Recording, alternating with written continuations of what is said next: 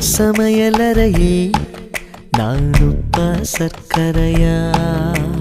நீ படிக்கும் அறையில் நான் கண்களா புத்தகமா?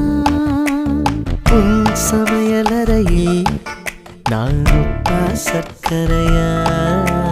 நீ படிக்கும் அறையில் நான் கண்களா புத்தகமா?